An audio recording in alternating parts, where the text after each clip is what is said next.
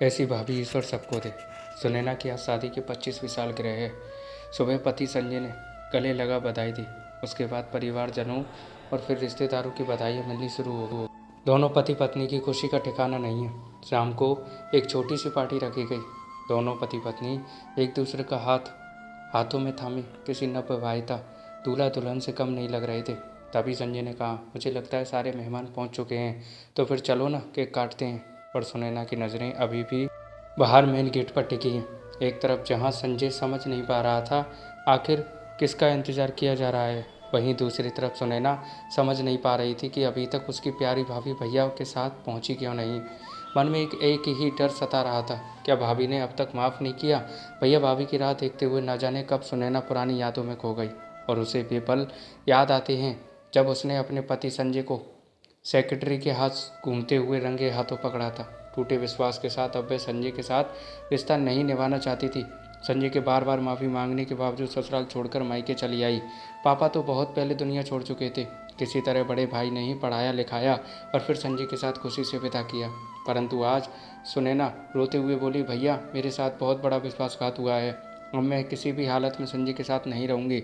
पढ़ी लिखी हूँ, यही रहकर नौकरी करूँगी, आपको कोई परेशानी नहीं होने दूँगी।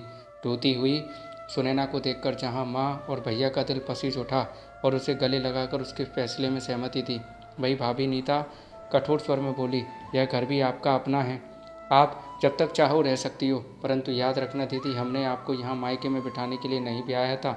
अपनी प्यारी भाभी के मुंह से इतने कठोर स्वर सुनकर सुनैना अवाक रह गई। माँ और भाई भी नीता की बात सुनकर बहुत नाराज हुए, लेकिन सुनैना के तो स्वाभिमान को बहुत गहरी चोट पहुँची। अपमानित होकर मायके में बिल्कुल नहीं रहना चाहती थी। सामान उठाकर अपने ससुराल वापस चली आई, जहाँ कुछ ही दिनों में संजय ने सुनैना से माफ़ी मांगते हुए अपने आप को पूरी तरह बदल लिया और आज दोनों सुखद वैवाहिक जीवन जी रहे हैं। पति पत्नी का रिश्ता तो समय के साथ बहुत मजबूत होता गया, लेकिन ननद भाभी के रिश्ते में हमेशा के लिए कड़वाहट आ गई। जब तक माँ जिंदा थी सुनैना कभी कभार माँ से मिलने मायके जाती, परंतु भैया भाभी से ज़्यादा बात ना करती। समय बीता। अभी पिछले कुछ दिनों सुनैना की मुलाकात अपनी भाभी की खास दोस्त पायल से हुई, तो उसने बताया, नीता पिछले कुछ दिनों से अस्पताल में दिल की बीमारी से जूझ रही है। यह सुनकर भी सुनैना ने बेरुखी दिखाई तो पायल बोली, उस समय तुम्हारे मायके जाने पर संजय बहुत परेशान था। उसने नीता के सामने माफ़ी मांगते हुए सुधरने का एक मौका मांगा, ताकि तुम लोगों का घर हमेशा के लिए टूटने से बच सके। नीता को संजय की आंखों में सच्चाई नजर आई, बस इसीलिए उसने तुम्हारा घर टूटने से बचाने के लिए एक कोशिश की और वह उसमें सफल हो गई। सोच, अगर उस दिन वह भी अन्य सबकी तरह भावनाओं में बहकर तुम्हारा साथ देती तो क्या तुम आज इस गृहस्थी का सुख ले पाती।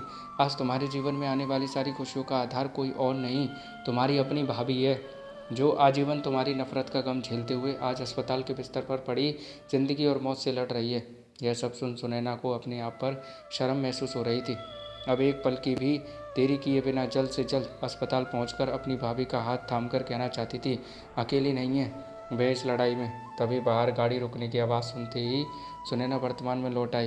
भागकर भाभी के गले लगकर उन्हें बड़े प्यार से अंदर लाते हुए ईश्वर से अपनी भाभी की लंबी उम्र की कामना करते हुए कहती है कि ईश्वर ऐसी भाभी सबको दे। तो दोस्तों, ननद भाभी की ये कहानी आपको कैसी लगी कमेंट में बताइएगा। अच्छी लगी तो लाइक कमेंट शेयर कीजिएगा और ऐसी कहानी सुनते रहने के लिए चैनल को सब्सक्राइब करना मत भूलना। थैंक यू दोस्तों।